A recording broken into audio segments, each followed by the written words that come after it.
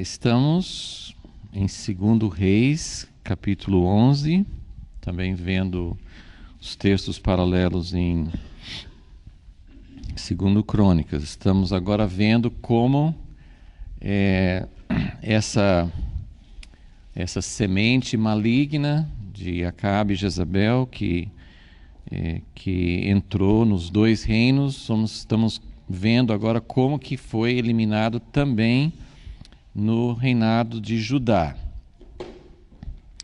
É bem diferente, né, a estratégia, bem diferente a forma de agir. Então nós estamos procurando entender cada vez mais como que isso pode nos ajudar a entender os caminhos de Deus no tempo de hoje. Só pegando mais ou menos a ponta da semana passada, 2 Reis 11, estamos vendo aí como Atalia, que era a filha de Jezabel, quando ela soube que o filho dela tinha sido morto, o filho dela que era rei naquele tempo, quando ela soube que ele foi morto por Jeú, ela teve um instinto bem natural e matou todos os netos dela, né? Então, isso foi, nós falamos assim, que foi um ponto de desespero, assim, chegou ao ponto de a linhagem de Davi está dependendo de uma criança de 1 ano.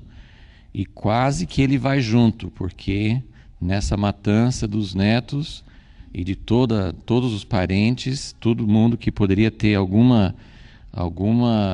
direito de ocupar o trono, ela matou. Versículo 2, Jeozeba, filha do rei Jorão. Todo mundo acha que ela não era filha de Atalia, mas nós não temos como provar. Mas realmente é muito difícil imaginar uma filha de Atalia se casando com o sacerdote do Senhor, né? Porque essa Jeozeba, ela era filha de Jorão, que era filho de Josafá. Então ela era a irmã do rei que acabou de ser morto, Acasias.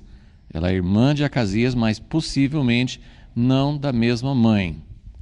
Mas nós não temos como provar isso. Mas Jeozeba, filho do rei Jorão, irmã de Acasias, tomou a Joás, filho de Acasias, e o furtou dentre os filhos do rei, aos quais matavam, e pôs a ele a sua ama numa recâmara. Também se supõe que esse lugar onde ela escondeu Joás não era um lugar que eles iam procurar com facilidade. É uma recâmara, mas os estudiosos acham que era um tipo de um depósito. Então, não era um lugar, assim, se eles estavam procurando todos para matar, é interessante que parece que eles não tinham a lista, né? Eu estou pensando nisso agora, né? Porque se ela tivesse a lista de todos os netos dela, ia falar, mas cadê Joás? Está faltando um. Não sei, né, o que aconteceu, mas com certeza não era a Atalia que estava matando, ela tinha alguém que ela mandou fazer esse serviço e as pessoas estavam matando todo mundo. E Jeozeba, que tinha acesso àquele lugar, porque ela era também da casa, né? Ela era irmã de Acasias. Então ela escondeu, ela pegou essa criança, conseguiu pegar uma criança e esconder, e de lá ela levou para um lugar que era uma dependência do templo, onde ela tinha acesso também. Então ela era uma pessoa muito especial, né? É como Esther, que Deus colocou como, né, tem aquela frase famosa, que acho que o que as pessoas mais conhecem do livro de Esther é aquela frase em que o primo dela, né, nossa, me deu branco agora, quem que era o Mordecai, falou com ela, quem sabe que Deus te colocou exatamente para essa hora, para esse tempo, para esse momento. Você não está aí como rainha porque Deus gostou de você e queria que você fosse rainha e fosse exaltada. Você está nessa posição porque Deus colocou você ali para salvar o povo dele que estava sendo ameaçado de morte por Amã, né? Então, aqui também, Joseba, também nós não sabemos mais nada dela, depois, daqui para frente, é o marido dela, o sacerdote que aparece no restante da história, mas ela foi uma pessoa corajosa, porque você tem que... Aqui não fala de todas as entrelinhas, mas é muito fácil de você imaginar que realmente ela estava correndo risco de vida, porque essa, né, mãe ou madrasta, ou que, né, seja qual for a relação que ela tinha com a Thalia, era a toda-poderosa e ela não ia parar com nada para garantir o lugar dela ao trono. Então, se ela visse que Joseba estava salvando um dos herdeiros ao trono, a Joseba seria morta também. Então, ela estava agindo com risco de vida, né? É uma mulher que Deus levantou exatamente para essa hora. Então, eu quero tirar assim, algumas coisas rápidas antes da gente prosseguir com a história. Uma que esse é o momento, até procurei uma palavra, porque a gente conhece bem as palavras que falam sim do ponto alto, né? A gente usa auge, apogeu, né? Qual que é o contrário? Alguém sabe? Eu tive que procurar no dicionário, porque eu fiquei pensando, o que é o ponto mais baixo? Né? Eu achei uma palavra que é perigeu, né? Que é exatamente o contrário de apogeu. E, na verdade, as duas palavras são tiradas da astronomia, porque falam da órbita. O apogeu é quando o planeta, por exemplo, está mais longe do Sol, e o perigeu é quando está mais perto, ou a Lua, da Terra, né? Nas órbitas. Então, é uma palavra tirada de astronomia. Mas apogeu é o lugar mais alto, né? Auge, né? Lá no pico, e o fundo do poço, né? Que a gente costuma usar, assim, o ponto mais baixo. Não sei se tem alguma outra palavra mais popular, mas o perigeu, né? Assim, esse é um dos, né? Não posso dizer que é o pior momento na história do povo de Deus, mas era um lugar, é um momento. Esse momento foi um momento de muito risco, né? Como eu falei domingo passado, assim, se você estivesse assistindo o filme, você ia assim, vai matar o último descendente de Davi, vai acabar. Será que Deus vai deixar, né? Assim, como numa história de suspense, será que o herói, será que o cara que é o único bom na história, será que ele vai ser morto? Será que todos os propósitos bons assim vão água abaixo, né? Então esse é um momento em que quase, claro, Deus pode, como, né, João Batista falou, Deus pode levantar das pedras filhos a Abraão, né? Deus sempre vai achar um jeito, né? Adão e Eva pecaram no jardim, Deus achou um jeito, Deus sempre vai ter um jeito. Eu não estou dizendo que Deus não tem um jeito, mas Deus prometeu para Davi. Deus prometeu para Davi. Então, a promessa de Deus a Davi estava correndo sério risco, e essa situação realmente é muito, muito... Era um momento assim, de muita crise, de quase acabar. E eu queria ler com vocês em Isaías, porque muitos profetas em outros lugares na Bíblia falam sobre remanescente, que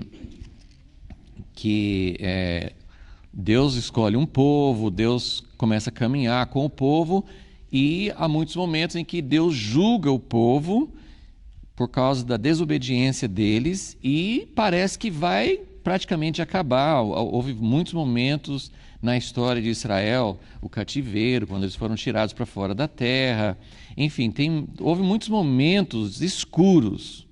Mas eu queria... Isaías 6, é aquele mesmo capítulo onde a gente conhece bem a primeira parte do capítulo, que é na visão de Isaías, na presença de Deus. Na verdade, é o chamado, é o capítulo 6, mas nem sempre as coisas ficavam na ordem cronológica. Então, aqui, na verdade, é o chamado de Isaías, né? Foi quando Deus chamou Isaías, e a gente está, acho que, bem acostumado, assim, todo mundo lembra bem da visão que ele teve, e aí chegou o ponto, né, que Deus procura alguém. Isaías, no versículo 5, fala: ai de mim, que eu sou um homem de lábios impuros, enfim. Aí Deus manda um serafim levar brasas do altar, purificar os lábios. Aí Isaías é qualificado. A gente geralmente conhece a história até esse ponto. Aí nesse ponto, né, que versículo 7, assim, vê, isso tocou os teus lábios, a tua iniquidade foi tirada, purificado o teu pecado. Então Isaías agora pode ser enviado. E nessa hora que, então, ele foi preparado, purificado, qualificado para levar a palavra de Deus, o que é que Deus fala com ele? Essa parte geralmente a gente não lembra tanto. A quem enviarei, né? Ele fala, envia-me a mim, versículo 9, vai e diz a este povo, ouvis de fato e não entendeis, e vedes em verdade, mas não percebeis. Engorda o coração deste povo, endurece-lhe os ouvidos e fecha-lhe os olhos, não venha ele a ver com os seus olhos, a ouvir com seus ouvidos, a entender com seu coração e a converter-se e seja sarado. Bom, eu estava relendo essa passagem hoje e pensando assim, vários outros profetas também. Gente, ser profeta já é difícil. Agora, eu estou lembrando assim, Jeremias, quando foi chamado, Deus falou com ele, você vai ter que destruir, eu estou mandando você para acabar, assim, ele recebe, acho que 6 palavras, 4 são para destruir, só no fim fazer, e também para edificar e para construir. Então, Deus já fala com Jeremias desde o início, você tem uma missão de chegar destruindo, porque o povo está afastado de mim. E agora eu não me lembro se mais na frente ser com Jeremias ou Ezequiel, acho que com Ezequiel, Deus fala assim, eu vou te enviar para esse povo, mas eles não vão te ouvir. Legal, né? Já no chamado assim, eu vou mandar você falar a minha palavra com o povo, mas eles não vão te ouvir. Então, Deus já fala assim, você vai ser um profeta fracassado, ninguém vai te ouvir. Você não vai ter sucesso, você não vai ser uma pessoa. E aqui também com Isaías a mesma coisa, Isaías fala assim, Deus está falando, quem que eu posso enviar? Isaías fala assim, me envia. Então vai e fala com esse povo que eles vão escutar, mas não vai entrar no coração deles, eles vão ter um coração que não vai entender. E aí Isaías, versículo 11, fala assim, mas até quando? Quanto que vai durar isso? Isso é só por um tempo? E olha essa palavra aqui, na verdade eu queria mostrar essa questão do remanescente, de como Deus está disposto. Sim, Deus não vai voltar atrás nas promessas dele. A promessa dele para Davi vai se cumprir. Deus não deixou a descendência, por mais que a descendência de Davi foi contaminada, como nós já vimos, né? Foi contaminada pelo casamento com a filha de Jezabel. A descendência de Davi foi seriamente contaminada, mas Deus, apesar de usar com dureza, com disciplina, ele vai tratar, ele vai quase acabar, né, com a descendência de Davi. Até antes, um pouco antes desse capítulo que nós estamos estudando, fala sobre Jeorão, né, o filho de Josafá, que Deus, está escrito lá, Deus não acabou com Jeorão para manter uma lâmpadazinha, uma vela, uma luzinha acesa para não acabar por completo. Então isso significa assim, quase que Deus falou, é um paralelo ao tempo de Noé, que Deus tinha feito o homem estava totalmente corrompido, e a Bíblia diz que Deus se arrependeu de ter feito o homem. No Monte Sinai, Deus falou com Moisés, me dá licença um pouquinho, Moisés, deixa eu acabar com tudo de uma vez. É engraçado, né? Assim, parece que devia ser o contrário, né? Devia ser o Moisés falando assim, Deus, acaba com esse povo. E Deus falando assim, Moisés, não, é o contrário, né? Deus falando assim, eu quero acabar com tudo. E Moisés falando assim, não, Senhor, eu tenho certeza que o Senhor não quer acabar com tudo. Então, essa é a visão que nós vamos ter. Eu queria que vocês vissem, por um lado, é por um triz, é por um fio. A promessa de Deus está penduradinho assim, por um fio muito fraquinho, mas Deus é fiel, só que Deus faz isso porque Ele precisa tratar e apurar a descendência que Ele realmente quer. Então, veja aqui. Então, até quando, versículo 11, ele fala, e respondeu: até que se assolem as cidades, fiquem sem habitantes, nas casas não fique morador, a terra seja assolada de todo. E o Senhor afaste dela os homens, e no meio da terra seja grande o desamparo. Mas, se ainda ficar a 10ª parte, olha que encorajamento, se ficar a 10ª parte, tornará a ser destruída. Como o carvalho, como o terebinto, que depois de se desfolharem, ainda ficam firmes, assim a santa semente será o seu toco. Então Deus está falando assim, o remédio vai ser muito, muito radical, vai ser muito, o que é a palavra? Um tratamento radical, né? Um tratamento assim, quando você tem que fazer uma cirurgia, tem que tirar todos os órgãos, né? É agressivo, é uma coisa assim muito forte, muito agressiva. Vai ter um tratamento forte, mas vai ficar, porque a santa semente é o toco. E Isaías mesmo fala depois no capítulo 11, mas daquele toco vai nascer um broto, a descendência de Davi vai brotar e vai continuar, a promessa de Deus não vai falhar. Então, eu queria que vocês vissem esse quadro aqui. Eu não sei dizer o que Deus vai fazer nos nossos dias. Tem muita profecia séria, muita profecia dura sobre os últimos tempos. Tem sobre a própria vinda de Jesus, que vai ter muita morte. Tem sobre os dias anteriores à vinda de Jesus. Então, tem muita coisa que a gente não sabe exatamente qual vai ser a sequência, essa é o nosso desejo, é entender na palavra de Deus o que vai acontecer, nesse tempo nosso, mas nós temos que estar preparados para isso.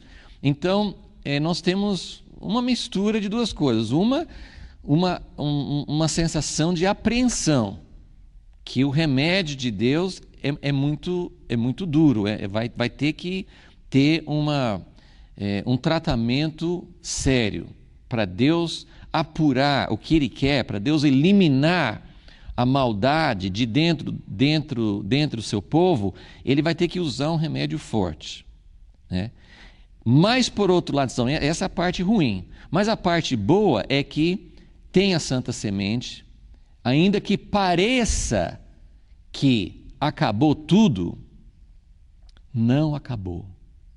Essa é a parte que a gente precisa. Nós precisamos nos apegar, ao mesmo tempo que a gente tem que dizer: Deus, trata seriamente comigo também, trata seriamente comigo. No Velho Testamento era mais assim, uma coisa mais visível, mais exterior, então as pessoas morriam.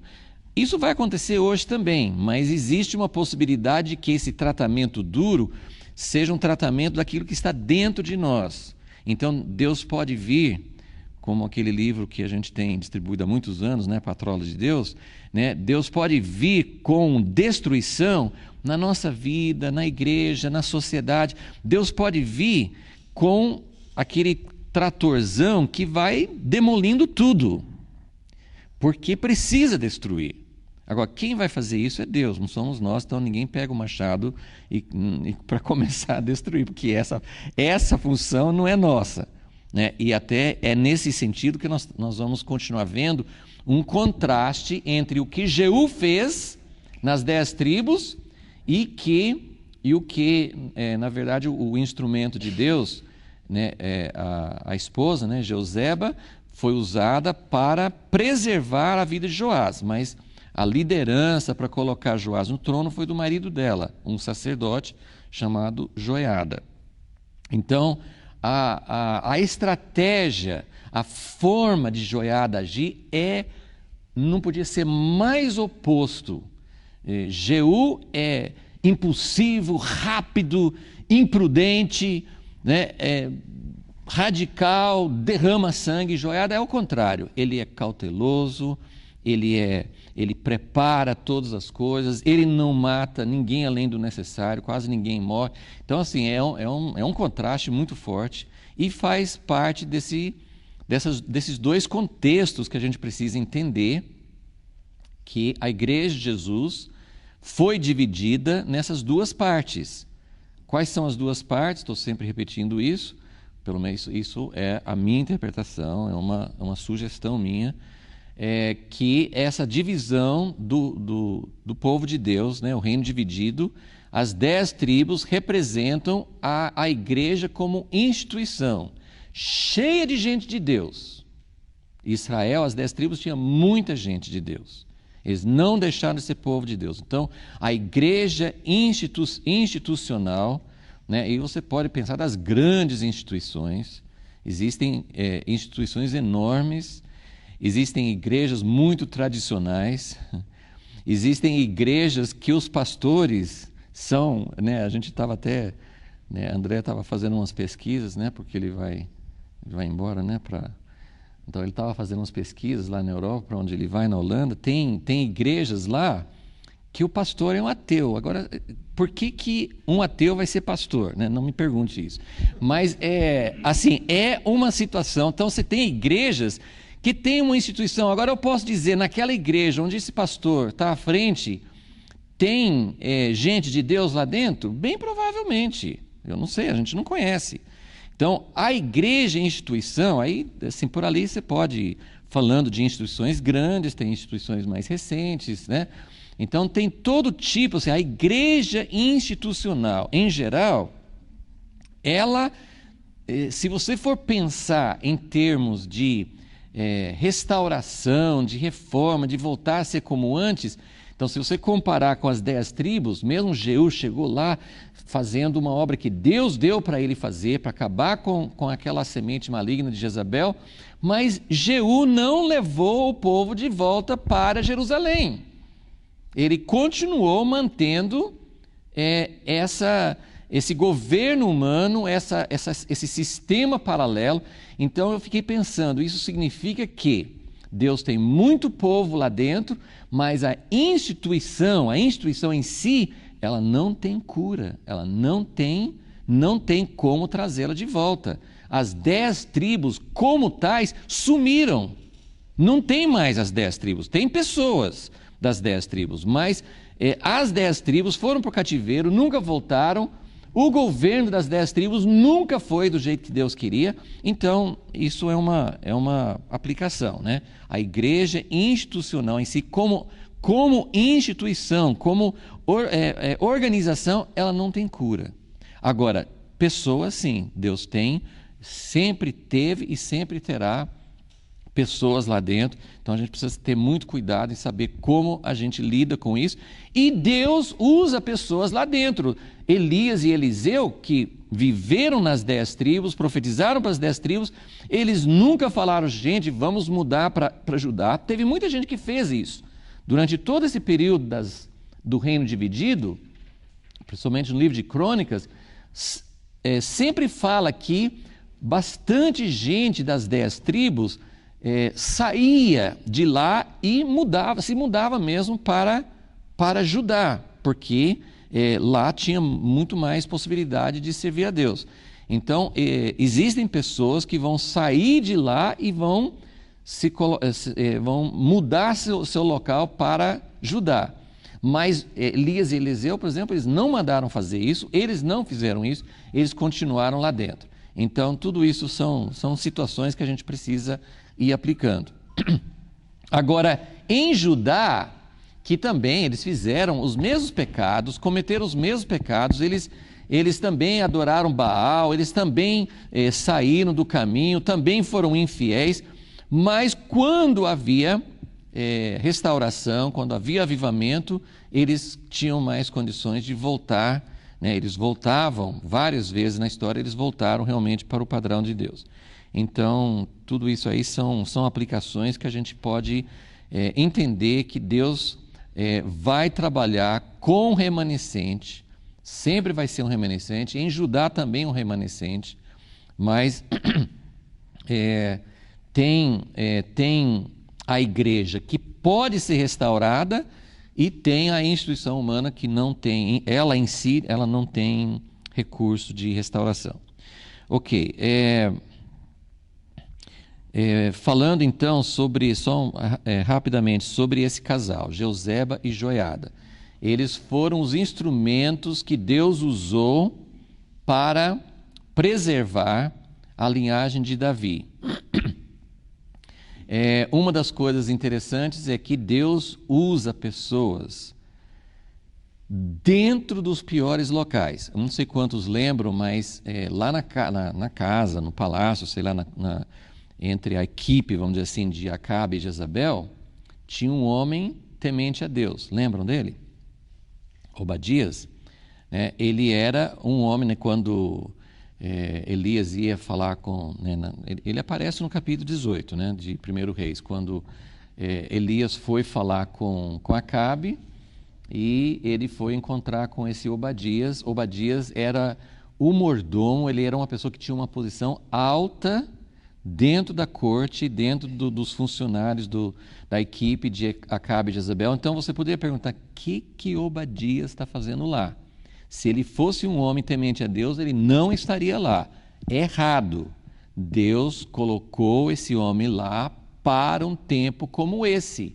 Porque a gente não tem a história, a gente não sabe dos detalhes, a gente só sabe que tinha esse homem lá. E o que esse homem fez? Quando Jezabel estava matando todos os profetas de Deus, todos os verdadeiros servos de Deus na terra, esse homem, com risco de vida, arriscando a própria vida, ele escondeu 100 profetas. 50 numa caverna, 50 em outra caverna, roubava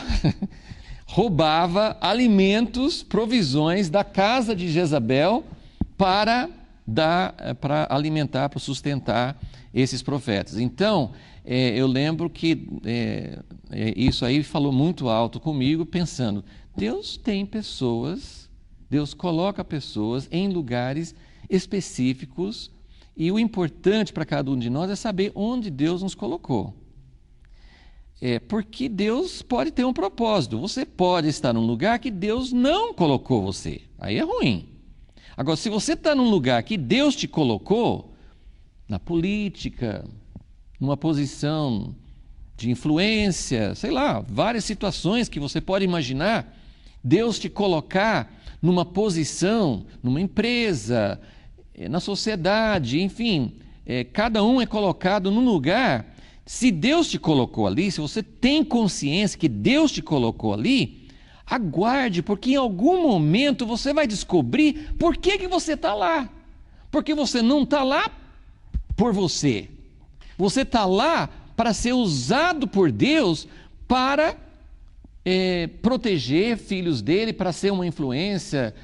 José no Egito, enfim, a gente tem várias histórias, Daniel, muitas pessoas que foram conduzidos por Deus a um lugar de influência e, às vezes, durante muitos anos, você nem percebe. Quantos anos Obadias serviu a Acabe e Jezabel? A gente não sabe, mas ele teve uma oportunidade e usou a oportunidade. Aqui nessa história, nós temos Jezeba. Quem é Jezeba? Ela é filha de Jeorão, o pai dela. Ela pode não ter sido filha de Atalia, pode não ter sido, mas que o pai dela era muito ruim, então não tem como escapar do fato de que, de alguma maneira, ela foi criada dentro de uma casa que não tinha temor de Deus, onde tudo estava sendo feito exatamente ao contrário do que Deus queria. E, de alguma maneira, por ser mulher, ela foi preservada, porque todos os irmãos dela foram mortos, os tios dela foram mortos, depois agora os sobrinhos dela são mortos. Ela é uma pessoa que presenciou a quase destruição da descendência de Davi 3 vezes, que nós já vimos isso, em 3 gerações. A geração do pai dela, a geração dela e a geração agora dos sobrinhos dela. 3 gerações... são quase totalmente, ficou só um descendente de Davi em cada geração. Mas ela escolheu um outro caminho. Também não sabemos exatamente como, que não temos informação nenhuma sobre ela. Mas ela se casou com um sacerdote, que também é a única vez que a gente vê na história de alguém da linhagem real se casar com alguém do sacerdócio. Eram duas coisas separadas, não se misturavam, não eram a mesma coisa, não eram, né, não tinham uma tendência de se tornar um só. Então ela se casa com um sacerdote e os dois são o instrumento de Deus para a preservação da linhagem real. Então é só essa aplicação de que Deus usa pessoas em lugares influentes, nos piores lugares, Deus pode levantar alguém com um coração puro. Isso é impressionante, isso é maravilhoso a gente ver. E cada um tem uma vocação, cada um tem um chamado, cada um precisa saber onde que Deus te colocou. Mas é possível Deus usar alguém dentro dessas situações para fazer a vontade dele. Então isso eu acho, para mim, é uma coisa de grande inspiração. E a outra coisa nessa história aqui é esse período de esconderijo. Então ela escondeu, versículo 3, né? Então ela escondeu essa criança. No início não fala a idade dele. Por que eu falo que ele tinha 1 ano? Porque ele ficou escondido 6 anos e assumiu o trono com 7. Né? Então ele tinha 1 ano, né? Aproximadamente 1 ano, quando ela escondeu. E versículo 3, 2 Reis 11:3, esteve com ela escondido na casa do Senhor 6 anos, enquanto Atalia reinava sobre a terra. Então aqui eu queria falar com vocês sobre esse período, né, que eu já descrevi assim, que ficou por um fio. Deus, nesse caso, Deus está tratando com a linhagem real, mas Deus pode tratar com toda uma nação, né? Essa questão de ficar pouquíssimo, assim, parece que até acabou, né? Essa árvore que foi cortada, né? Aqui é descendente de Davi, mas Deus pode trabalhar até com todo o povo dele, parecer assim, né? Elias tinha essa impressão, Deus, não ficou ninguém, ficou só eu, né? Então, a impressão que nós temos, muitas vezes, é que não ficou ninguém. Porque eu quero que vocês imaginem aqui, sempre tinha gente que temia Deus, sempre tinha. Na história da igreja, em Israel, como Deus falou com Elias, você está achando que você é o único? Está tudo quieto, ninguém está levantando a voz, mas tem 7.000 que não dobraram o joelho a Baal. Então sempre tem, Deus sempre tem, só que muitas vezes não aparecem. Então imagine comigo, nesse período aqui, Atalia, que nem é, assim, ela é parte israelita por causa do pai dela, né, Acabe, mas ela vem de uma outra nação, a mãe dela nem era de Israel. Ela está no trono que seria de Davi durante 6 anos. Não só não tem um descendente de Davi, mas tem uma pessoa de fora e uma pessoa que está levando o povo para adoração a Baal. Então, essa é uma hora escura mesmo. E se tinha alguém, que tinha com certeza, se tinha alguém dizendo, Deus, onde está a tua promessa para Davi? Ninguém sabia disso. Ninguém sabia. Durante esses 6 anos, esse casal não revelou para ninguém. Como é que eu sei disso? Porque no final dos 6 anos, Joiada chama algumas pessoas seletas e faz uma aliança e um juramento. Vocês não contem para ninguém, mas eu vou mostrar porque tem um descendente de Davi escondido aqui no templo. Então, durante 6 anos, ninguém sabia, nem os amigos, nem as pessoas, talvez alguém lá dentro do templo, assim, né? Mas assim, o povo em geral não sabia. Então eu queria que vocês imaginassem esse período, pensando, algumas pessoas com certeza, algumas pessoas preocupadas, estavam pensando, não tem um descendente de Davi, acabou. Quem está no trono é Atalia, acabou, não tem, meu Deus, o que aconteceu? Então, esse período de esconderijo, esse período de escuridão, eu só queria comparar agora bem rápido a duas outras histórias bem conhecidas, para fazer esse paralelo e para mostrar que em todos os períodos, por mais escuros que sejam, Deus está trabalhando, Deus está fazendo coisas que a gente não sabe. Deus está fazendo coisas que a gente não sabe. Então, rapidinho, eu dou chance de 30 segundos para vocês pensarem quem que eu vou comparar. Eu acho que eu até falei domingo passado, mas nem todos estavam aqui, né? Mas tem duas outras histórias parecidas no sentido de uma criança ser escondida. Pronto, né? Agora você já sabe quem é, né? Então, tem duas outras histórias de uma criança ser escondida e Deus estava assim, eram períodos escuros em que Deus estava fazendo algo que ninguém sabia. Então, o primeiro período é Moisés, né? Moisés. Período escuro, não é? O que estava acontecendo quando Moisés nasceu? Todos os filhos homens estavam sendo mortos sistematicamente. O povo de Deus escravo no Egito. E Moisés foi preservado pela própria mãe, só que ela não ia conseguir preservá-lo por muito tempo. E aí tem aquela história onde ele foi abrigado dentro do palácio de Faraó. Você pode acreditar num negócio desse? Né? Olha como a gente pensa, puxa, mas que maldade Satanás, ele joga Jezabel dentro do povo prometido. Ela não só manda durante algum tempo lá em Israel, mas ela tem uma filha que casa com o filho de Josafá. Puxa, mas Satanás foi muito bem sucedido. Mas Deus também está fazendo algo muito bem sucedido. Ele sabe o que está fazendo e desde o tempo da promessa de Deus para Adão e Eva, que uma semente da mulher haveria de pisar a cabeça de Satanás, Deus está trabalhando e Satanás está tentando descobrir quem é a semente e não consegue. Então, esse é o período de Moisés, né? Ele foi educado, e Moisés foi uma história longa, né?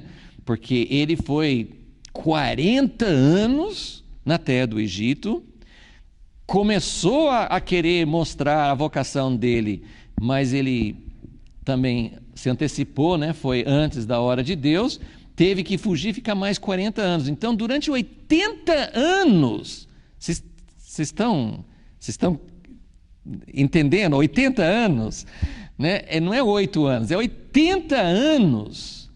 O povo de Deus no Egito não sabe o que está acontecendo. Eles não sabem que Deus está preparando. Eles não têm uma ideia. Quando Moisés irrompe na cena, pronto, ninguém estava preparado para isso. Então, essa parte aí de suspense, de Deus criar algo paralelamente com o que está sendo feito, né? Então você tem todo um cenário muito escuro, muitas coisas ruins acontecendo, e, ao mesmo tempo, Deus está preparando, Deus sabe o que Ele está fazendo. Então, isso me anima, né? Isso me anima muito. E a outra história, Jesus não, mas tem uma outra história no Velho Testamento, de uma criança também. Meu netinho... Samuel não foi também?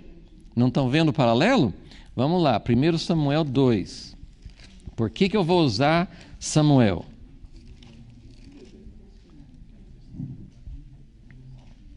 O que estava acontecendo nessa época? Né? Por isso, gente, é muito importante. Eu sei que nós estamos andando muito devagar nas nossas aulas bíblicas, então não dá para você pegar rápido essa visão panorâmica. Mas é muito importante, gente, quando vocês leem a Bíblia, eu sempre falo, você pode ler um texto totalmente fora do contexto, você pode ler a história de Samuel, ser muito edificado, tem muitas e muitas lições maravilhosas, mas o que nós estamos tentando fazer aqui nesse curso é entender o propósito de Deus dentro da linha das ações dele. Então, para isso eu preciso entender Samuel é que época? Ele é na época de Juízes, não está no livro de Juízes, mas Samuel é o período de Juízes. Na verdade, Eli, né, o sacerdote naquela época, Eli foi um juiz, ele era um sacerdote e ele era também um juiz. Então esse é o período de Juízes, que vocês sabem que era um período muito escuro, porque as pessoas voltavam para Deus em alguns momentos de libertação, mas era muito superficial. Depois eles já abandonavam Deus de novo. Então é um período assim, de muitas trevas. O livro de Juízes termina com umas histórias horríveis, né? E é nesse período que Samuel nasce por um milagre de Deus. Todo mundo lembra a história da mãe dele, de como ela pediu um filho. A Ana, né, ela não sabia que o filho dela ia ser, mas ela decidiu devolvê-lo para o Senhor. Então, o capítulo 2, 1 Samuel capítulo 2, é um capítulo muito interessante. A gente não tem tempo de ler tudo, mas é um capítulo bem interessante, porque ele, sabe como hoje a maioria dos filmes faz assim, vai lá esse aqui não é no sentido de ir na frente, às vezes assim, o filme mostra um acontecimento lá na frente, depois volta atrás, vai na frente, volta atrás. Esse aqui não é indo na frente no tempo, mas ele vai mostrando duas cenas. Ele está mostrando Samuel. Então eu só vou mostrar os versículos para vocês terem uma ideia, porque essa forma, assim, o autor, que a gente nem sabe quem escreveu, né, essa parte do texto bíblico, mas quem escreveu isso aqui foi, né, todas as partes foram muito inspiradas, né, mas a forma de apresentar foi uma forma muito genial, muito maravilhosa, porque ele está mostrando Eli era um homem de Deus, Eli era um homem temente a Deus, né? Ana devolveu o filho dela para ser criado por Eli, lá perto do tabernáculo, né? onde ele estava servindo a Deus. Eli era um homem de Deus, mas os filhos dele eram terríveis. Então, começando, 1 Samuel 2:11. Então Eucana foi-se a Ramá e a sua casa, mas o menino Samuel ficou servindo ao Senhor perante o sacerdote Eli. Então, no restante desse capítulo, vai ficar mostrando duas cenas: os filhos de Eli, o que eles estavam fazendo, e Samuel. Samuel é um menininho de 2 ou 3 anos, né, mais ou menos, eu acho, né, quando ele foi levado para ficar lá. E então ele vai crescendo. Então aí só vou pegar umas partes aqui para você pegar esse impacto. Então começa no versículo 11 que os pais de Samuel deixaram o filho tão esperado, filho milagroso, né? Eles deixaram esse menino na casa de Eli, no serviço de Deus ali. Aí versículo 12, então vai de Samuel, que está junto, né, servindo a Deus com Eli, vai para os filhos de Eli. Versículo 12. Eram os filhos de Eli, filhos de Belial, não conheciam o Senhor. Aí vai descrever o que eles faziam, né? Era terrível. Versículo 17. Era muito grande o pecado destes moços perante o Senhor. Se você gosta de marcar sua Bíblia, eu sugiro que você pegue uma caneta de destaque, né? E só grifa essas partes que falam de Samuel. Você vai pintar esse capítulo, vai ficar muito bonito assim, porque você vai ver, o resto é tudo escuro, tudo que fala aqui é ruim, mas aí ele vai mostrando, ninguém sabe quem é esse menino, ninguém sabe o que vai acontecer com ele, mas esse menino está sendo preparado para ser a salvação de Israel. Então, aí descreve no versículo 17, era muito grande. Versículo 18, Samuel, porém, ministrava perante o Senhor, sendo ainda menino, vestido de uma estola sacerdotal de linho. Sua mãe lhe fazia uma túnica e tal. Versículo, aí, né, fala um pouquinho sobre como a mãe visitava e tal. Aí no versículo 22 volta. Ora, Eli, que já era muito velho, aí vai explicar que Eli, que era um homem temente a Deus, ele não tinha autoridade sobre os filhos. Então ele via o que os filhos faziam, falava com eles para não fazer, mas eles continuavam no mal. Aí vai terminando, assim, versículo 25 termina, mas eles não deram ouvidos à voz de seu pai, porque o Senhor os queria matar. Versículo 26, e o menino Samuel crescia em estatura e em graça diante do Senhor e dos homens. Então algo está acontecendo aqui, Samuel está sendo criado, e ninguém sabe o que vai acontecer, ninguém sabe que esse menino, ainda menino, vai ouvir diretamente de Deus no capítulo 3, e vai começar, porque o capítulo 3 vai falar assim que não tinha visão, estava escuro, não tinha palavra de Deus, ninguém estava ouvindo de Deus. Aí depois do versículo 26, traz uma profecia, né, do que Deus mandou falar com Eli, né, sobre o juízo que ia cair sobre ele. Então volta para esse cenário. Aí o capítulo 3, versículo 1. O menino Samuel servia ao Senhor perante Eli. Naqueles dias a palavra do Senhor era muito rara, as visões não eram frequentes. Então esse é o cenário em que as coisas estão muito pretas, estão ficando piores. Eli já é velho, os filhos não atendem a voz dele, estão pervertendo da pior forma possível o culto a Deus. Não é só que eles estão fazendo um culto separado, acho que até para Deus era preferível que eles fizessem uma idolatria do que fazer o que eles estavam fazendo com as pessoas que traziam sacrifícios e ofertas à casa de Deus, tá? Então é só para fazer esse paralelo, né? No caso de Moisés e no caso de Samuel, Deus estava preparando. Infelizmente, nossa história atual, Joás não é uma figura tão animadora, mas pelo menos Deus estava preservando a linhagem de Davi. As pessoas não sabiam o que estava acontecendo, né?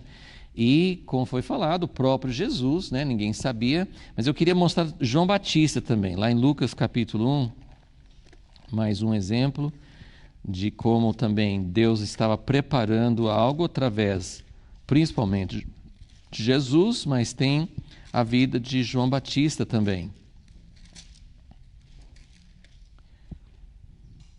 Lucas 1, né, conta toda a história de como Deus falou tanto com Maria como com Isabel, mas no fim, o último versículo, Lucas 1, versículo 80. Depois que Zacarias profetiza, tem profecias sobre João Batista, né, várias profecias sobre o que Deus ia fazer, ele iria preparar o caminho do Senhor, e aí fala o seguinte, versículo 80, e o menino crescia e se fortalecia, esse aqui é João Batista, e o menino crescia e se fortalecia em espírito, e viveu nos desertos, até o dia em que havia de mostrar-se a Israel.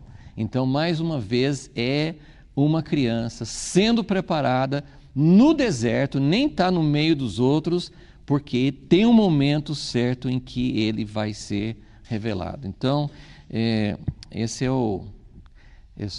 a ideia que eu queria transmitir, né? Nesse tempo em que Joás está sendo escondido na casa de Deus, ninguém sabe que ele existe, ninguém sabe que existe alguém da linhagem de Davi. Deus é fiel. Então nós temos o exemplo, né, do casal, né, Joseba e Joiada. Deus usou.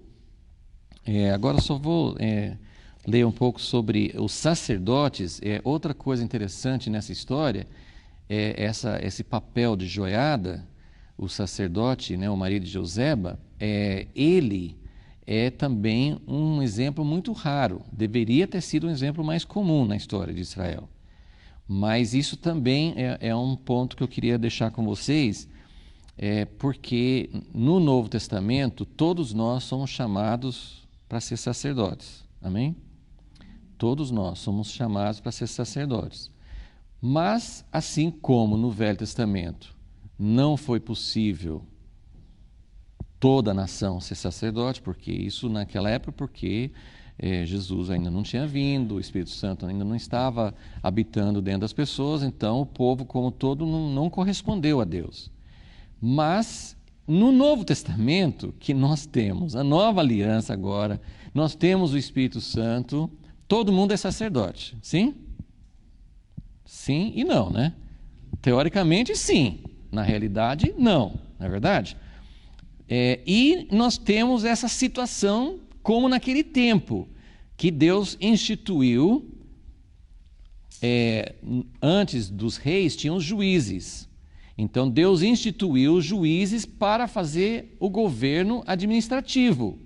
Mas Deus instituiu os sacerdotes para ouvir dele. E na verdade, o sacerdote, não ele por ele, mas o sacerdote por ouvir de Deus, ele teria mais autoridade do que o juiz, ou depois, no tempo dos reis, do que os reis. Só que a gente não vê isso acontecendo muito na história. Na verdade, assim, a única vez que um sacerdote se destaca, como nessa que nós estamos vendo agora, é o caso de Joiada. Ele realmente tomou iniciativa, nós vamos depois ver assim, exatamente as coisas que ele fez, mas ele foi um homem de Deus. E uma das coisas interessantes que a gente não vê assim, logo de cara, que você tem que ficar lendo na história e fazendo uns cálculos, é que mais na frente, na história de Joás assumiu, ele criança, mas ele foi colocado no trono com 7 anos de idade, ok? E a Bíblia fala que ele governou durante 40 anos. Então ele morreu novo porque ele foi assassinado, né? Então, ele governou durante 40 anos. Só que Joiada, esse sacerdote, ele morreu antes de Joás morrer, né? E ele morreu com idade de Joiada, né? O sacerdote morreu com 130 anos. 130 anos. Não sabemos quantos anos antes do final do reinado de Joás. Ele morreu com 130 anos. Eu estou fazendo um cálculo. No capítulo 12, segundo Reis 12, vai falar uma vez só de uma data no meio do reinado de Joás, que fala que eles estavam reformando o templo, e durante esse período aí fala assim, no 23º ano de Joás, o templo não estava ainda, não tinha terminado, e Joiada está vivo ainda. Então faz as contas comigo. Joás assumiu o trono com 7 anos.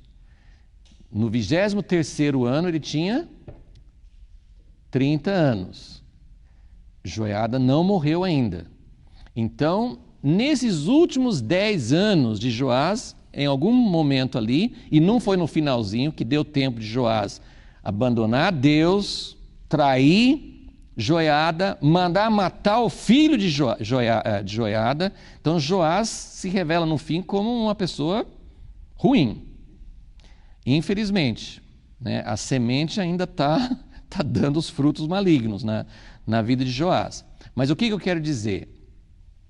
Nessa época que Joiada está colocando, preservando Joás e depois colocando ele como rei, ele tinha mais ou menos 90 anos de idade.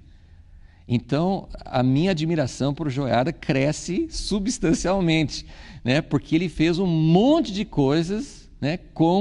Talvez quando esconderam Joás, ele tinha 80 e tantos anos, quando ele se tornou, né, com 7 anos, ele devia ter uns 95, sei lá, ele tinha uma idade avançada e ele fez muita coisa que nós vamos ver nas próximas aulas. Ok, só queria mostrar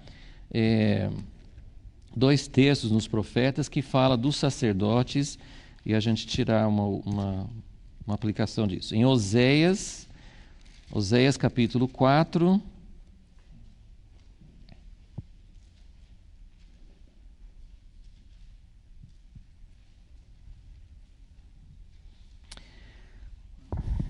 Oséias capítulo 4,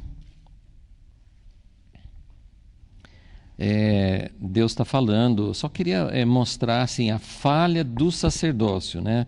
Versículo 6, 4:6, o meu povo é destruído porque lhe falta o conhecimento, porque tu rejeitaste o conhecimento, também eu te rejeitarei como meu sacerdócio. Visto que te esqueceste da lei do teu Deus, também eu me esquecerei de teus filhos. Bom, esse texto é muito forte, tem várias coisas importantes. Se os pais quiserem que Deus continue acompanhando os seus filhos, né, aqui tem uma dica, né, que a gente não deve se esquecer de Deus, nem da lei de Deus, nem dos caminhos de Deus, né? Se nós andarmos no caminho de Deus, Provérbios tem várias promessas que nossos filhos, se nós ensinarmos os nossos filhos, eles vão andar nos caminhos de Deus. Mas aqui está falando sobre o sacerdócio, ok? Porque o povo está sendo destruído porque lhe falta conhecimento. E de onde deveria vir esse conhecimento? Dos sacerdotes, ok? E mais um texto em Malaquias, o último livro do Velho Testamento, Malaquias 2.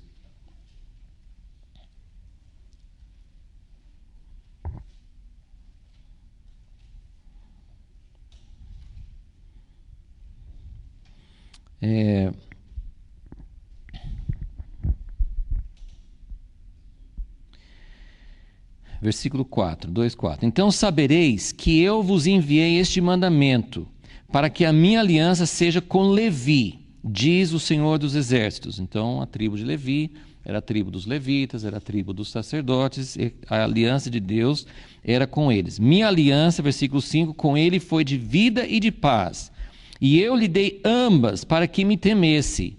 Ele me temeu e assombrou-se por causa do meu nome. Então no início foi certo, né? Eles andaram nos caminhos de Deus. Versículo 6, a lei da verdade esteve na sua boca, a iniquidade não se achou nos seus lábios, andou comigo em paz, em retidão, e apartou a muitos da iniquidade. Os sacerdotes apartavam muitos da iniquidade porque eles mostravam o caminho de Deus. Pois os lábios do sacerdote devem guardar o conhecimento, e da sua boca devem os homens procurar instrução, porque ele é o mensageiro do Senhor dos Exércitos. Mas vós os desviastes. Aí ele vai falar que os sacerdotes não estavam mais cumprindo o papel. Então eu só queria lembrar o papel do sacerdote. Joiada está fazendo o que é certo. Depois nós vamos falar sobre isso, mas ele coloca Joás como rei. E é uma coisa que eu acho que não menciona em nenhuma das... Assim, a Bíblia geralmente não descreve a cerimônia de coroação dos reis. Mas nesse caso, em que Joás é colocado como criança ainda, ele foi colocada a coroa na cabeça, mas foi dado a ele uma cópia da lei de Deus. Joiada fez isso, ele fez alianças. Então, esse homem, ele está cumprindo o que Deus realmente deu para os sacerdotes fazer. O que eu quero, uma das aplicações que eu quero tirar disso? No nosso tempo, na igreja, na nova aliança, todos são sacerdotes.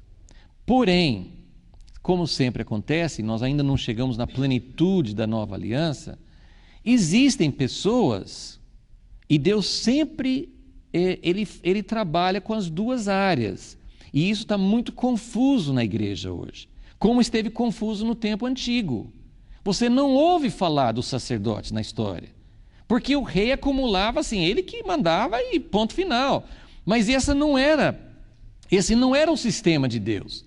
A pessoa que tem o dom de governar, não que Deus não possa, hoje Deus pode falar com todos, mas a pessoa que tem o dom de administração, o dom de governar, ele não deveria ser uma pessoa independente, ele deveria depender de outras pessoas, porque Deus incumbe a algumas pessoas com um ministério especial de gastar tempo na presença de Deus, de ouvir de Deus, de buscar esse conhecimento que Deus está falando aqui com os sacerdotes, e ele coloca outras pessoas com o dom de administrar, e não são a mesma pessoa. Não são a mesma pessoa. E a igreja hoje está muito, muito carente do sacerdócio. As pessoas que estão à frente das igrejas são pessoas que acumulam tudo. As pessoas que governam e que falam que ouvem de Deus, tudo vem de uma pessoa só. Mesmo que seja de um grupo plural, acaba sendo mais ou menos a mesma coisa. Então, eu só queria lembrar essa estratégia de Deus, né? Eu não estou dizendo que uns não ouvem de Deus. Todos podem ouvir de Deus, mas Deus coloca incumbências, Deus coloca dons. No Novo Testamento tem listas de dons. E tem um lugar lá, no final de 1 Coríntios 12, que fala que tem o dom de governos. Mas está lá no fim da lista. Porque os primeiros da lista são os sacerdotes, apóstolos, profetas, mestres, pessoas da palavra, pessoas que ouvem de Deus. Então essa é uma das coisas que nós precisamos ver, precisamos orar para que Deus restaure esse equilíbrio, porque o erro é das duas partes. O erro é das pessoas que começam a ouvir de Deus e querem acumular funções administrativas, isso já é errado. Deus chama algumas pessoas para ouvir dele, mas ele não dá o dom de governar. Tem pessoas que estão governando que estão atrapalhando tudo, porque não deviam estar governando, deviam estar se dedicando ao ministério deles de ouvir de Deus. E tem pessoas que estão governando que precisam da ajuda, que precisam da complementação de pessoas que ouvem de Deus. Então, olha que coisa interessante. Joiada, ele que é a pessoa que vai derrubar Thalia, ele é a pessoa. Joás tem 7 anos. Joiás não está fazendo nada. Quem vai orientar tudo, quem vai fazer tudo é Joiada, mas ele não está fazendo isso para ele se tornar rei. Ele está fazendo isso para preparar o caminho para que o verdadeiro rei possa assumir. Então nós precisamos ver mais essa interação, essa dependência mútua acontecendo para que as coisas possam acontecer dentro do plano de Deus. Amém? Então são algumas coisas que a gente pode aprender. Senhor Deus, nós não sabemos muito sobre como o Senhor vai cumprir o Teu propósito na nossa geração. Sabemos algumas coisas, ó Deus, estamos procurando nos preparar, mas pedimos a Ti, Senhor, torna essas verdades vivas, mostra-nos como buscar a Ti, como estar preparados também para aquilo que deve vir no futuro. Ó Deus, prepara os nossos corações, não só nós que estamos aqui, mas Teu povo em todas as partes, da nossa cidade, o nosso país, no mundo inteiro. Senhor, prepara o Teu povo. Ó Deus, Te agradecemos porque o Senhor nunca fica sem estratégia. O Senhor pode estar preparando uma criança, o Senhor pode estar preparando uma geração, o Senhor pode estar preparando um ministério, o Senhor pode estar preparando pessoas. Cremos que o Senhor está fazendo isso porque o Senhor não está parado, o Senhor está preparando o caminho, mas Senhor, nós queremos fazer parte também, queremos nos disponibilizar a Ti. Ó Deus, que o Senhor nos dê a graça de ser uma Jeuseba, de ser um Joiada, de ser alguém que se dispõe a Ti, Senhor, para contribuir para o Teu plano, Senhor, para ajudar a preparar essa geração, para ajudar a preparar aquilo que o Senhor está querendo fazer, Senhor. Não sabemos muito sobre os passos práticos, mas queremos nos dispor a Ti, Senhor. Ó Deus, continua agindo, nós confiamos em Ti, Te adoramos nesta manhã, porque o Senhor está fazendo e o Senhor vai cumprir o Teu propósito, assim como o Senhor imaginou. Ó Deus, muito obrigado por Tua fidelidade e pela certeza que nós temos em Ti. Em nome de Jesus. Amém.